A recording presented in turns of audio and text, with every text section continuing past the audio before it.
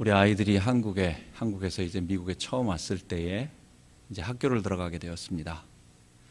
들어갔는데 한국 이름이 너무 어렵다고 학교에서 영어 이름을 말해달라는 거예요. 생각을 안 하고 있다가 학교에서 영어 이름을 만들어 오라니까 영어 하나도 못하는 생짜배기 애들을 뭐 리차드 아니면 뭐 이런 말 하기가 되게 어색하고 창피하잖아요. 이상하잖아요. 그래가지고 이제 성경에 있는 누구나 다 아는 뭐 다니엘이나 요셉이나 사무엘이라고 이름을 진 겁니다. 애들이 샘열 하면 애들이 반에서 한 서너 명이 돌아본다는 거예요. 되게 싫어하지만 그때는 그럴 수밖에 없었어요.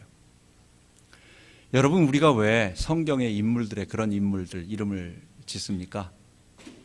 많이 유명하고 또 하나님의 놀라운 은혜를 체험한 사람들이기 때문에 우리가 그렇게 생각을 하죠.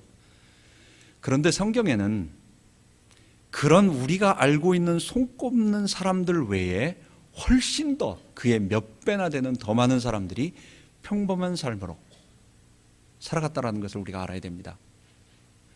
아차 잘못하면 우리는 성경의 많은 사람들은 모세처럼 날마다 하나님과 대면하고 막 바다를 가르고 만나와 메추라기를 체험하는 이런 특별한 이적 속에서, 다니엘처럼 어떨 때는 사자굴에 들어가기도 하고 어떨 때는 친구들은 불 속에도 막 들어가는 이런 믿음을 보이기도 하고, 여자애들은 에스더처럼 왕비가 되어가지고 아주 국가를 살리는 어떤 대단한 일들을 해내는, 근데 그 외에 우리가 알고 있는 얼마 사람 외에 많은 하나님의 사람들은 묵묵하게 자기 있는 곳에서 하나님을 섬기며 경외하며 자기 있는 곳에서 하나님께 경배했던, 그러다가 혹시나 중요한 일이 있어가지고 하나님이 부르시면 그때 자기 몸을 드리고 헌신해서 보통 사람들이 감당하지 못하는 그런 일을 했던 것입니다.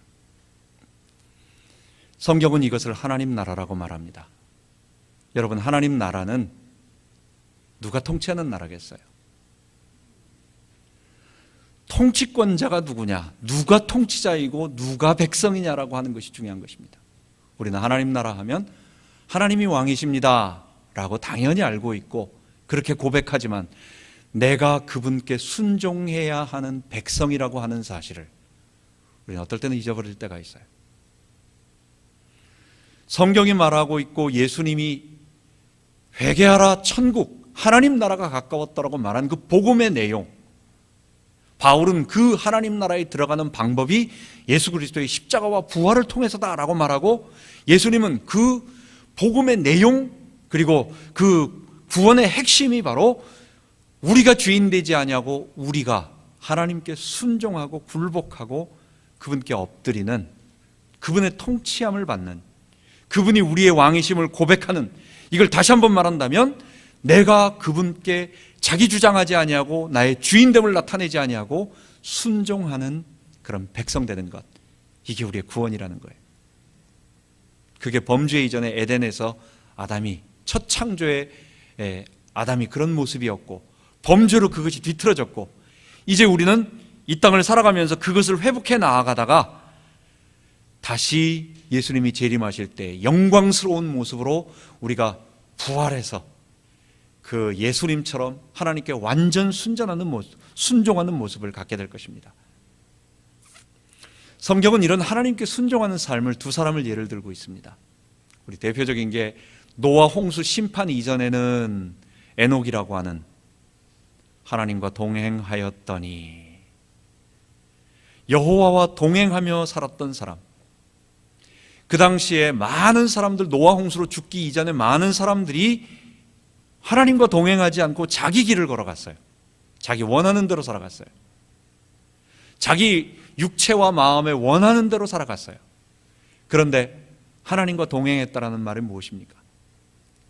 하나님의 뜻을 따라서 순종하고 늘 그분에게 물어보고 그분의 의견에, 그분의 뜻에 나를 복종시키고 순종했던 사람, 성경은 그 대표적인 사람으로 에녹을 말하고 있고, 그 에녹이 구원받은 우리 성도들의 모델이 되면서 완전한 순종을 하신 미래에 앞으로 오실 예수 그리스도, 후에 오실 예수 그리스도를 예표하는 것입니다. 예수님의 삶을 또 한번 자세히 살펴보면 예수님은 첫째 아담, 옛 아담과 비교가 되어져요.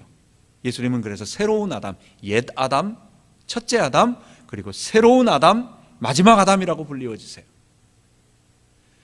옛 아담은 하나님을 대적하고 불순종해서 하나님을 대적하는 자기의 후손들을 낳았는데, 예수님은 그의 일생 동안 하나님께 어떻게 하셨어요?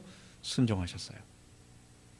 예수님이 새벽마다 산에 가셔서 또는 빈 시간이 내시면 한적한 곳에 가셔서 기도하십니다. 누구에게 기도하셨어요?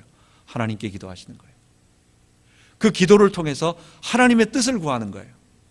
예수님이 우리들에게 가르쳐준 그 주기도를 보면 알 수 있듯이 하나님의 뜻이 이 땅에 이루어지도록, 하나님 나라가 이 땅에 이루어지도록, 그런 기도를 제자들에게도 가르치시고 본인도 그것을 원해서 기도하셨고, 한 번도 하나님보다 앞서는 일이 없도록 늘 그분의 뜻을 따라서 뒤따르면서, 한 발자국 뒤따라서 늘 그분의 말씀을 듣고자 예수님께서 그러셨어요.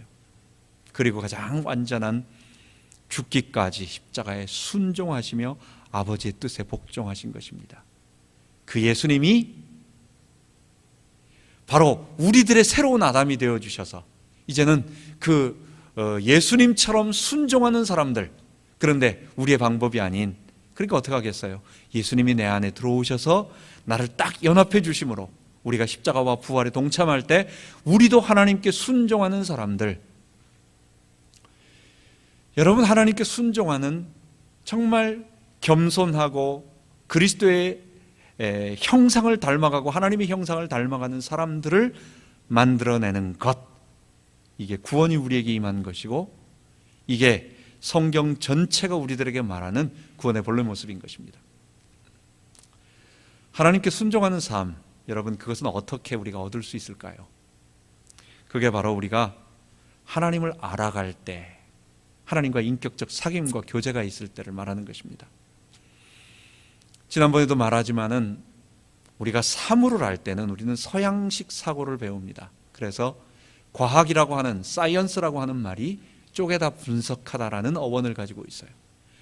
그래서 서양에서 과학을 하는 것은 마치 백화점처럼 아주 규모 있게 모든 것을 분야를 세분화시켜서 같은 종류별로 모아서 그것의 구성 요소를 따지고 체계화시켜서 하나의 전체를 아는 거예요. 이게 우리가 지금까지 배웠던 과학적 지식, 대부분 지식의 기본 원리입니다. 그런데 사람을 아는 것은 그렇게 하는 것이 아닙니다. 사람을 아는 것은 그와 깊이 사귐으로 말미암아 그의 생각을 알고, 그의 감정을 알고, 또 그의 됨됨이를 알고, 또 그의 좋아하는 것을 알고, 결국은 인격 대 인격, 사람과 사람 사이에는 무생물과 이거는 인격적 교제가 이루어지는 게 아니에요. 내가 객관적으로 가만히 앉아가지고 마음대로 분석을 해서 내 머릿속에 다 집어넣으면 내가 그걸 아는 거예요. 그러나 사람을 아는 것은 내가 저 사람의 눈물샘의 구조를 아는 것이 아니라, 저 사람의 뼈가 어떻게 되어 있고 피부 조직이 어떻게 되어 있다는 것을 분석하는 게 아니라, 아, 저 사람은 어떤 생각을 가지고 있고, 저 사람은 참 무슨 뜻을 가지고 있어서 나는 저 사람을 좋아하고 저 사람도 나를 좋아하는 상호 신뢰 관계가 이어지는 이런 것들, 이것이 아는 것입니다. 하나님을 아는 것이 바로 그런 것입니다. 이렇게 아는 것은 우리가 그분과 깊은 사귐이 있을 때, 즉 오랜 시간 그분과 인격적인 교제를 통해서 하나님을 더욱 깊이 알아가고 또 깊이 배워가고, 또 그래서 노인과 단순하게 하나님에 대한 지식을 내가 머릿속에 다 집어넣는 것이 아니라 그 지식을 알고 하나님이 이런 분이시구나, 그러니까 그런 하나님과 사귀고 싶고, 그래서 주님과 인격적인 사귐을 갖는 그런 삶, 이게 이 땅을 살아가는 모든 사람들에게 하나님이 요구하시고 있는 구원의 모습이에요. 이게 재미가 없죠. 사람들은 이런 평범한 삶, 내가 있는 곳에서 하나님을 사랑하고 내 인격이 주님을 더욱 닮아가고 또 그분을 깊이 좋아하며 말씀 속에서 그분을 알아가는 이런 삶보다 우리는 초자연적인 어떤 능력을 베풀어서 사람들에게 막 뭘 보여주는 것, 내가 다른 사람 못하는 것을 예수 이름으로 해냄으로 말미암아 하나님이 높아지지만 거기에 이렇게 한 줄 잡고 올라가는 내 모습, 나도 그래도 그 하나님이 나를 사랑하신다라고 하는 사람을, 그것을 하나님과 나만 알면 되겠는데 아니라 다 알아줬으면 좋겠다는 어떤 그런 것들, 이런 여러 가지 것들 속에 있는 내 모습이 우리가 그렇게 성경이 말하고 있는 인격적인 주님의 교제보다는 어떤 능력을 구하고 뭔가를 더 쟁취하고 싶어하는 쪽으로 우리를 만들어가는 것입니다. 우리는 히스기야를 지금까지 3번을 걸쳐가지고 믿음의 사람, 위대한 기도의 사람이었습니다. 이 사람이 어떻게 자기 앞에 닥친 절체절명의 사건을 이겨냈는가를 보면서 그가 어떻게 기도했고 그가 어떻게 하나님을 사귀었고 하는 것을 우리가 보면서 오늘 3번째, 그러면 히스기야처럼 우리는 어떻게 기도할 것인가라는 제목으로 말씀을 나누도록 하겠습니다. 첫 번째, 평소에 하나님과 깊은 인격적인 교제를 나누는 것입니다. 참 이 말이 재미없는 말인 것 같고 별로 인격적인 교제 그렇게 익사이팅하지 않고 뭔가 능력을 체험하는 것 그런 것 같지만, 여러분, 우리 신앙생활의 제일 핵심되는 원리는 우리가 하나님께 순종하는 백성이 되는 것임을 잊어서는 안 돼요. 그 다음에 우리에게 주어진 문제를 해결하는 것이지, 그 다음에 필요할 때 하나님이 역사하시는 것이지, 모든 것은 우리가 하나님께 에덴 동산에서 아담이 순종했듯이, 에녹이 이 땅을 살아가면서 하나님께 늘 복종하고 주님을 따라갔듯이, 예수님이 자기의 목숨을 버리시면서까지 죽기까지 순종하셨듯이 하나님과 나, 하나님이 어떤 분인 줄 알고 내가 누군지를 알고 그분에게 순종하는 삶을 살아가는 것, 그건 우리는 짐승이 아니기 때문에 매맞아가지고 복종하는 게 아니에요. 우리가 먹을 것 얻기 위해서 복종하는 게 아니에요. 우리 집에 강아지 때문에 제가 많은 것을 배웁니다. 이 강아지는 부엌에 있으면 먹을 것만 있으면 아주 그 앞에서 딱 앉습니다. 그래가지고 쳐다봐요. 그거는 뭐냐? 평소에는 잘 안 움직여요. 평소에는 와 앉아 이래도 어떨 때는 막 버티고 막 저로 뒤로 팽기는데, 먹을 것만 내 손에 딱 있으면 그 다음에는 내 말에 꼼짝 없어요. 딱 앉아 하면 앉고, 엎드려 하면 엎드리고, 드러나면 드러나고. 여러분, 우리가 먹을 것 때문에, 강아지처럼 먹을 것 때문에 우리가 움직이는 게 아니라, 우리 인격은 뭡니까? 우리 마음을 다해서 전심으로 내 인격이 그분을 좋아하고 사랑하기 때문에. 그럼 돈 하나도 안 생겨도, 우리 사람과 짐승의 차이가 뭡니까? 아이들이 어렸을 때는 엄마한테 어떻게든지 교과서 산다고 해놓고 띄워먹고, 참고서 산다고 해 또 띄워먹고, 어떻게든지 뭔가를 얻어낼 거리만 찾아서 하는데, 철들고 어른이 되면 뭡니까? 엄마가 나한테 아무것도 주지 않는데, 오히려 나에게 큰 짐이 되는데, 내게 더 많은, 나에게 엄청난 물질의 부담이 생기고, 하지만 짐승은 그런 부모를 버리고 없애버리지만, 그러나 사람은 평생 자기 어깨에 짊어지고 부모를 사랑하며 공경하며 나의 희생, 내가 받은 것보다 더 큰 걸 바칩니다. 이게 사람이에요. 이게 인격이에요. 하나님과의 우리의 관계가 평소에 그런 깊은 교제가 이루어질 때, 여러분, 하나님은 그것을 원하시고 우리는 그것을 배워야 하는 것입니다. 히스기야는 그의 어머니 아사랴와 그리고 선지자 이사야와 그 다음 미가 선지자, 이런 선지자들을 통해서 그가 왕이 되기 이전에 이미 신앙교육을 받았어요. 하나님의 말씀이 무엇이고, 하나님을 섬기는 것이 무엇이고, 하나님을 경외하는 것이 무엇이고, 이것을 안 하면 혼날 거다, 아니면 내가 뭘 얻어먹어야지라고 하는 그 목적을 가지고 있는 것이 아니라, 그가 전심으로 자기 입으로 스스로 고백할 수 있을 정도로 그가 25세 왕이 되었는데, 그 전에 이미 그의 충분한 인격적인 고백으로 그게 이루어졌어요. 여러분, 그건 어떻게 해서 가능했겠습니까? 그가 어렸을 때부터 여러 사람들을 통해서, 말씀과 기도를 통해서 배웠던 것입니다. 히스기야가 내린 신앙의 결단은 대단히 위험한 것이었습니다. 단순히 우리 나라를 우상 없애버리고 그 다음에 여호와 성전 잘 짓겠다, 그리고 그거 잘 믿도록 하겠다, 이 정도로 끝나는 게 아니에요. 그거는 아수르의 침공과 이스라엘의 멸망을 각오해야 하는 무서운 일이었어요. 아수르는 한 번도 지지 않았습니다. 그가 군대를 이끌고 가면 심지어 사네립 다음에 아수르바니팔과 에사라돈 그 황제, 그 왕은 바로 애굽까지 멸망시켜서 최초로 정말 제국이라고 말할 수 있는 강대한 제국을 만든 나라였어요. 그 나라 앞에 고작해야 유다 산지 그 조그마한 산지에 있는 나라가 아수르 신들을 다 버려버리고 산당을 다 버려버리고 우리는 하나님만 섬기며 우리는 누구에게도 굴복하지 않는, 우리는 하나님 섬기는 나라 백성이 되겠다. 여러분, 그건 뭘 말하는 것입니까? 아수르에게 반역을, 나는 그렇게 표현을 안 하려고 해도 그건 그걸 의미하고 있는 거예요. 25살짜리 왕이 어떻게 그런 마음을 가질 수 있느냐, 자기 목숨을 내놓는 대단한 결단을 할 수 있느냐. 그가 평소에 하나님과의 인격적 신뢰 관계가 있기 때문에, 하나님, 내가 왕이 된 것은 우리 하나님 나라 다윗의 왕과 하나님께서 주신 이 다윗 언약이 끊어질 절체절명의 위기 순간에 우리 아수르, 우리 아버지는 아하스는 자기 목숨을 구걸하기 위해서, 아하스는 그 다메섹에게 전부 나라를 다 갖다 바치고 우리는 모든 걸 다 바치겠다, 신들을 다 받아들이겠다, 이렇게 했는데 나라가, 자기 목숨은 유지하지만 나라는 엉망이 되어버린, 나는 그거 하지 않겠습니다. 하나님 섬기겠습니다. 평소에 인격적인 깊은 관계.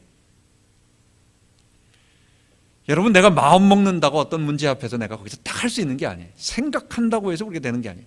마음속으로 암시하고 어떤 일을 계속 암시하면 도움은 될 수 있지만 내가 그것을 훈련하고 연습하지 않으면 이건 되는 게 아니에요.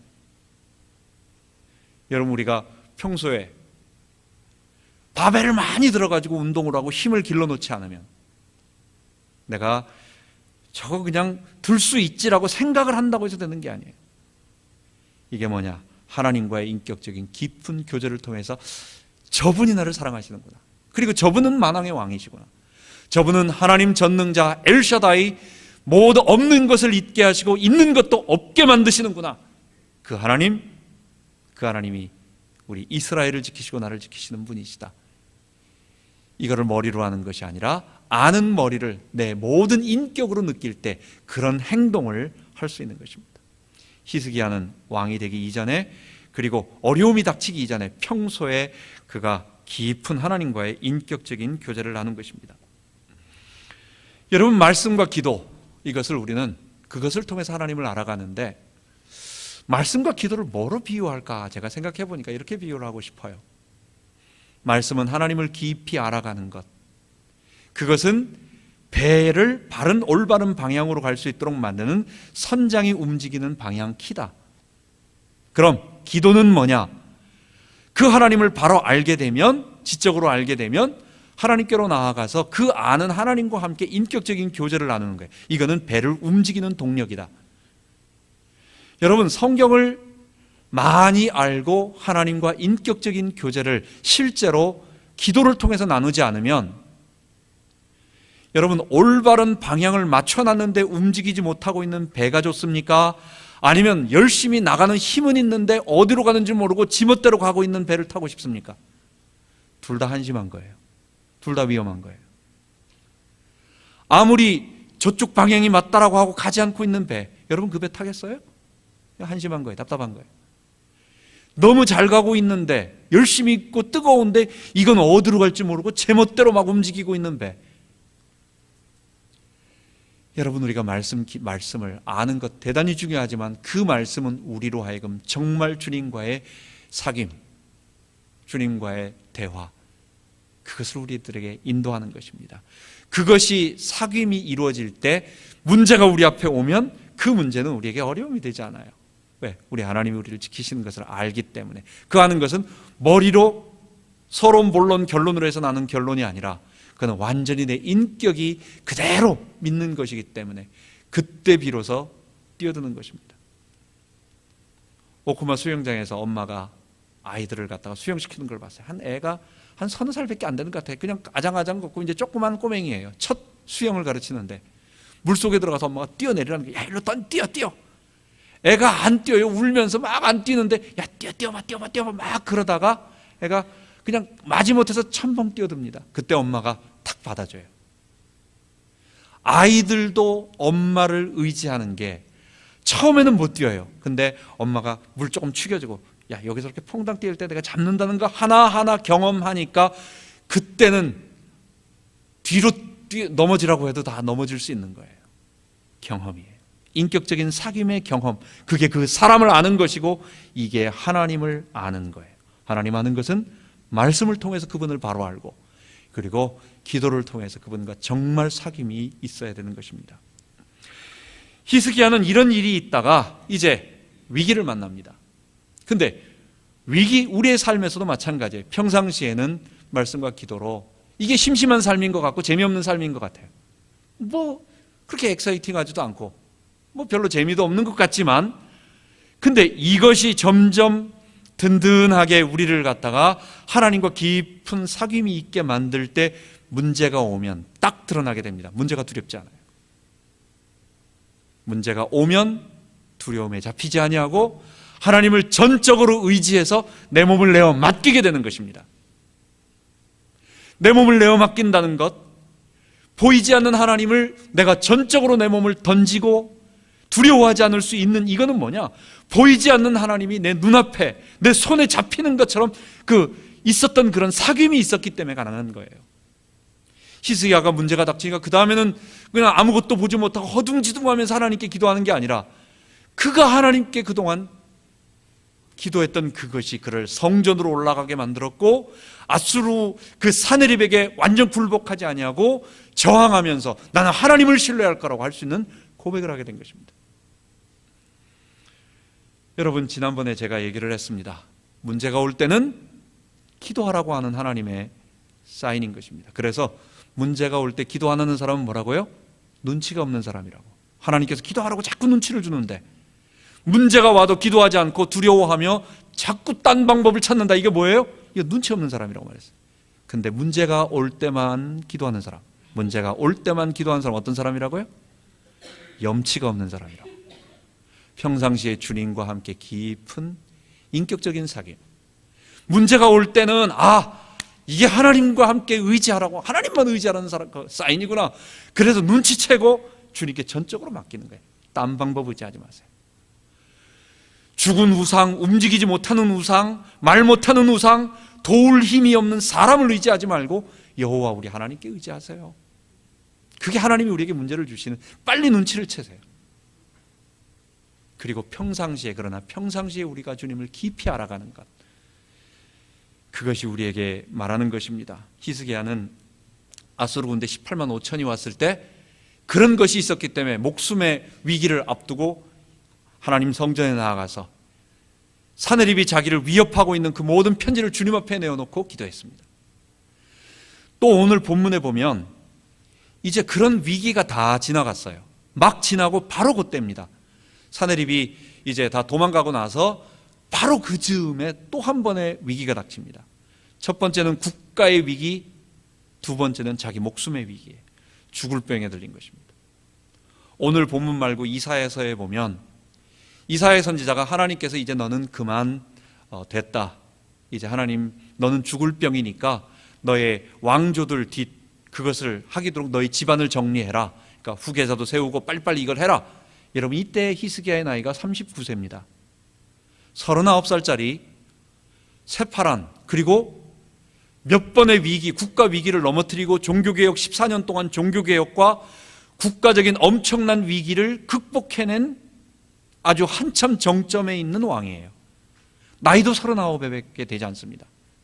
뿐만 아니라 오늘 본문에 보면 그 이후에 그 즈음에 또 하나님께서 부와 영광을 주셔가지고 아수르를 이긴 나라는 딱 유다, 그 조그만한 유다 하나밖에 없어요. 그러니까 주변에 있는 나라들이 다 히스기야를 우러러봅니다. 그래서 재물을 다 가지고 오고 그에게 존경을 표시하고 그와 동맹을 맺자고 하고 이런 상황이었어요. 그러니까 부와 명예와 모든 것이 있으면서 그런 상황 속에 히스기야가 죽을 병에 걸렸습니다. 히스기야는 거기서 하나님 앞에 기도합니다. 여러분, 문제가 생기면 체념하는 것이 아니라 히스기야는 하나님의 나라와, 그리고 사실은 정확한 건지 모르지만 히스기야의 므낫세 외에 다른 아들들이 있었는지는 잘 모르겠지만 므낫세가 12살에 왕이 된 것을 보면 히스기야가 병에 걸렸을 때는 아직 므낫세가 왕이 될 나이가 아니었어요. 그러니까 아직 낳지 않았어요. 어떤 신학자들은 아예 히스기야가 자녀가 그때 없었다라고 말할 수도 있고, 아니면 다른 왕자들은 있었는데 문해사가 안 났다. 그건 정확하게 모르겠어요. 중요한 것은 아직 후계 구도가 정확하게 지어지지 않았고, 또 아수르의 위협이, 사내립이 물러났지만 그 다음에 또 어떻게 공격해 올지 모르는 이런 여러 가지 상황 속에서 히스기야는 하나님 앞에 전심으로 기도합니다. 포기하지 않고 전심으로 기도합니다. 얼굴을 벽을 향하여, 이건 딴 거 아무것도 안 쳐다보겠다는 거예요. 오직 하나님만 바라보겠다는 거예요. 전심으로 그의 마음을 다하여 기도하겠다는 거예요. 마치 국가적 위기를 하나님 앞에 성전에 나가서 전심으로 기도했듯이, 이제는 자기가 움직일 수 없으니까 병상에서 사람 바라보면서 하지 않고 나는 오직 하나님만 바라보겠다고 벽을 향하여, 여호와를 향하여 전심으로 기도한, 눈물로써 기도한. 근데 그거 기도할 때 어떻게 했습니까? 이사야서 38장 17절에 보면 보옵소서, 내게 큰 고통을 더하신 것은 내게 평안을 주려 하심이라. 주께서 나의 영혼을 사랑하사 멸망의 구덩이에서 건지셨고 나의 모든 죄는 주의 등 뒤에 던지셨나이다.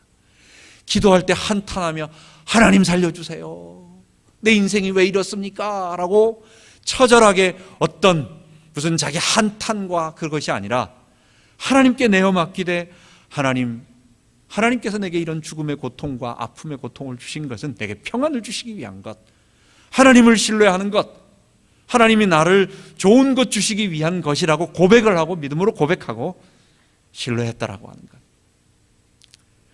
주께서는 그의 생명을 15년 동안 연장해 주셨습니다. 그래서 그의 나라가 든든하고 북이스라엘이 멸망한 이후에 140년을 더 연장할 수 있는 왕국이 되도록 남유다 히스기야 왕국을 지켜주신 것입니다. 이렇게 하나님을 신뢰해야 문제가 와도 두려움에 잡히잖아요. 여러분, 문제 와도 딱 두려움에 안 잡히면 얼마나 좋습니까? 근데 문제 생기면요, 그게 잡히지 않는다는 게 굉장히 어려운 일이 일어나게 돼요.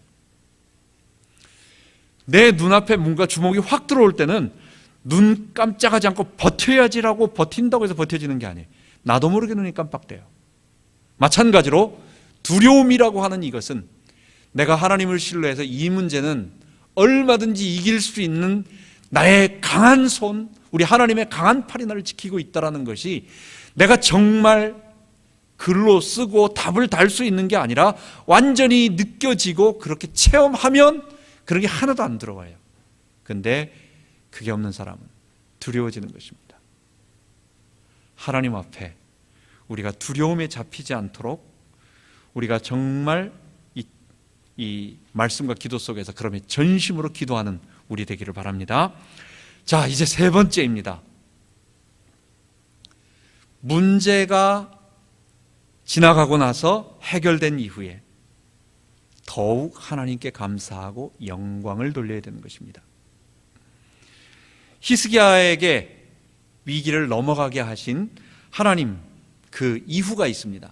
오늘 본문 읽으면 역대하와 이사야와 여러 가지를 읽어보면 하나님께서 그에게 큰 부와 영광을 주셨어요.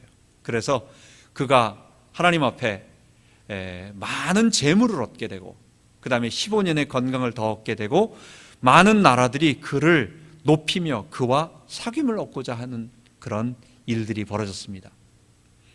특별히 바벨론 왕, 이름 외울 필요도 없습니다만 무로닥 발라단이라고 하는 바벨론 2대 왕, 발라단의 아들, 발라단이 첫 번째 왕이고 두 번째는 무로닥 발라단이라고 하는 왕입니다. 이 왕이 사신을 보냅니다. 여러분, 그 당시의 바벨론은 우리는 지금 결과를 다 알고 있기 때문에 이 바벨론이 아수르를 무너뜨리고 굉장한 강대한 제국이 될 거다. 두 번째, 아수르를 무너뜨리는 대제국이 될 거다. 성경에는 뭐라고 말합니까? 이 아수르의 느부갓네살 왕이 큰 금신상을 보는데 성경에 나오는 4개 제국 중에서 그 첫 번째 금머리 가장 뛰어난 왕이다. 제국이 된다. 우린 결과를 다 알고 있어요. 그러니까 이 바벨론 왕이 이렇게 사신을 보냈다는 건 대단하다. 근데 이건 초창기예요. 이때는 제국도 아니었고 아수르 지배하에 있는 저 변방의 조그마한 소국에 불과합니다.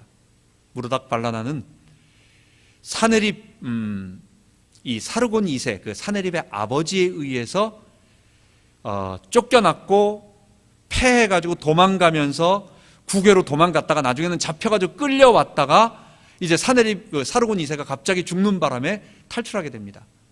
그래가지고 다시 아수르에게서 도망갔어요. 근데 무로닥 발라단 그 두 번째 왕은 사내립이 있는 동안 다시 이제 도망을 가게 돼요. 도망을 가게 돼가지고 이제 멀리 있습니다.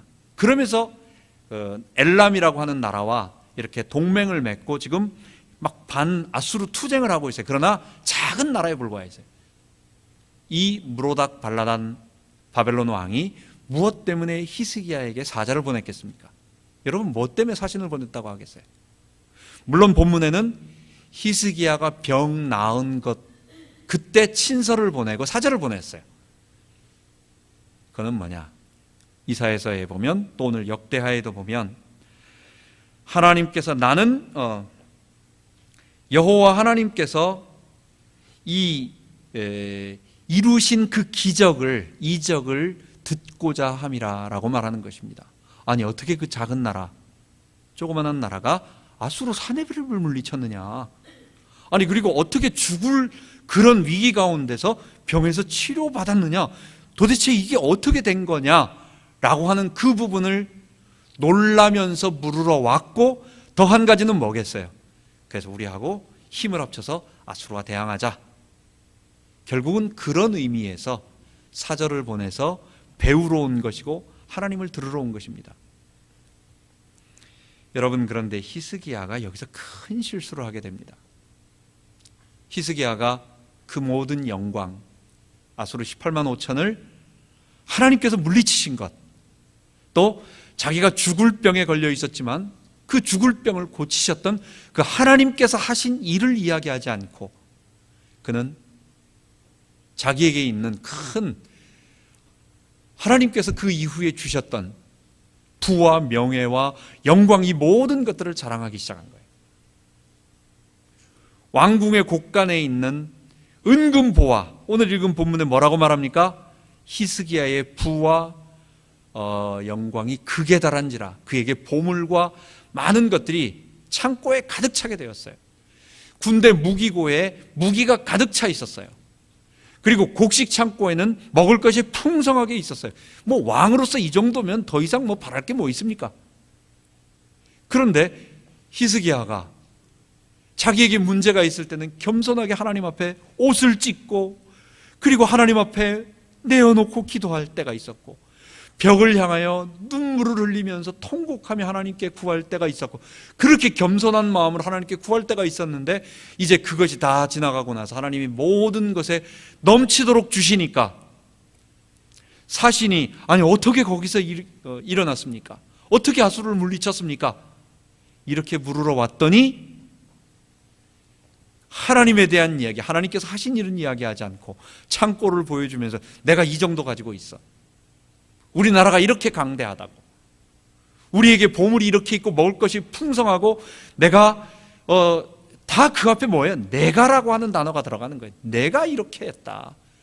하나님이 복 주셨다라고 뭐 말은 할 수 있지만 근데 그 본심 속에 말하고 있는 것은 하나님이 복 주셔서 내가 이렇게 받았다.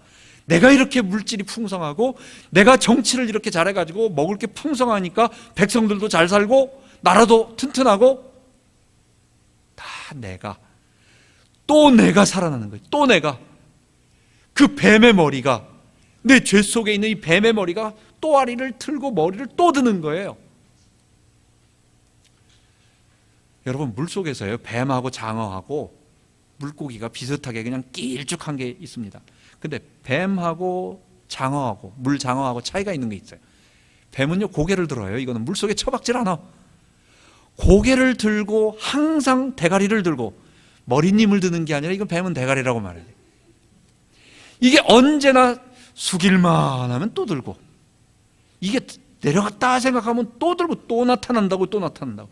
우리 속에 언제나 천하의 히스기야도 그랬는데 하나님께서 말씀하십니다. 너가 얻었던 그 놀라운 일들이 다 누가 한 거냐라고 하는 거예요. 너 개인에게 베푼 축복, 그리고 너 국가를 지켜냈던 모든 것, 네가 국가를 잘 세워서냐? 네가 군사를 잘 조직해서냐? 네가 정말 나라 정치를 잘해서 이 나라가 보존되고 국가가 풍요로워진 거냐? 아니라는 거예요. 히스기야가 본래 그런 사람이 아니었어요. 알잖아요? 히스기야가 정말 믿음의 사람이고 히스기야는 엄청난 실수를 한 거예요. 마치 베드로가 너도 예수님을 따르는 제자 아니었냐고 말할 때 순간 놀라가 나 예수 모른다라고 말했는데 그 사실 베드로 본심 아니었다고요. 베드로가 통곡을 하잖아요. 우리도 똑같아요. 문제가 앞에 딱 왔을 때는 나도 모르게 나오는 말이 있다고요. 일단 한번 내가 거짓말로 뱉었다. 나 안 했어. 그 다음에 아니야, 아차 잘못했어, 미안해. 이렇게 거짓말 못해요. 그럼 끝까지 가는 거예요. 거짓말하고 나서 나 아니야 뭐 이러면서 뭐 이렇게 핑계대고 저렇게 핑계대고. 마찬가지로 히스기야도 순간 그의 마음속에 나 하나님 대적하고 내가 왕이야, 나 아담이야 라고 그런 사람이 아니라 참 괜찮은 사람이었는데 순간 그가 방심하니까 그 속에 내가 나타나고 죄가 드러나고. 그런데 이게 자기 자랑 좀 한 게 단순한 자랑이 아니었어요. 그건 뭘 얘기하는 겁니까? 그건요, 하나님의 영광을 가로채는 엄청난 범죄였어요. 이거는 마치 다윗이 밧세바를 범하는 그런 죄와 비슷한 그 정도의 하나님 앞에서의 큰 범죄였어요. 우리는 생각할 때 아니 창고 좀 보여주고 사절한테 좀 보여준 게 뭐가 문제가 되지? 라고 생각할지 모르지만 하나님은 그걸 작게 보지 않아요. 그것은 하나님의 영광을 가르치는, 이사야서 42장 8절에 보면 나는 여호와니 이는 내 이름이라 나는 내 영광을 다른 자에게 내 찬송을 우상에게 주지 아니하리라. 하나님의 영광, 하나님이 하신 일을 여러분 우리가 감히 이거 내가 했다라고 말 못하지만은 하나님께 돌려드리지 않는 것, 그게 하나님이 하셨다라고 말하지 않는 게 가로채는 거예요. 우리가 이게 죄인이라는 걸 알아야 돼요. 우리가 하나님께서 내게 베푸셨던 모든 놀라운 일들을 드러내고 그분이 하셨다라고 고백하고 만방에게 알리지 않는 그 자체가 내가 하나님의 영광을 가로채고 있는 히스기야의 엄청난 범죄. 하나님은 그것을 히스기야에게 시험하셨고 그 이후에 히스기야는 사실은 엄청난 이스라엘의 책망이 임하게 되고, 어쩌면 므낫세의 범죄와 므낫세가 삐딱하게 나간 거, 이거 알 수 없는 이게 참 이상한 수수께끼예요. 그 정말 성군 대단한 아버지 히스기야가 있는데 어떻게 아들은 이 모양이 됐는지 우리 다음 시간에 연결하겠지만은, 그리고 그가 바벨론에게 모든 재물을 다 빼앗기는 그런 일들까지, 이런 모든 것들이 하나님께서 너가 내 영광을 가로챘기 때문에였다라고 말씀하시는 것입니다. 다시 한번 우리 정리합시다. 어떻게 기도할까요? 평상시에 주님과 인격적인 교제, 이게 모든 것입니다. 그게 우리의 삶의 전부예요. 그냥 우리가 매일 엘리야 엘리사처럼 막 기적을 이루는 거, 여러분 수많은 선지장에서 중에서 그런 일을 한 사람은 몇 사람 없어요. 특별한 하나님의 사역에서 대부분의 우리의 삶은 뭐냐? 십자가에 못 박힌 예수님처럼 거기서 묵묵하게 자기 주인됨을 포기하고 예수의 주되심을 고백하며 그분이 나를 통치하시는 것을 바라보며 감사하는 삶. 그리고 이런 삶을 살 때 혹시 필요한 문제가, 넘어가야 할 문제가 올 때 하나님은 초자연적인 기적을 우리에게 베풀어 주시는 것입니다. 여러분, 그래서 우리는 오늘 말씀과 기도의 중요성을 알고 실천해야 되겠습니다.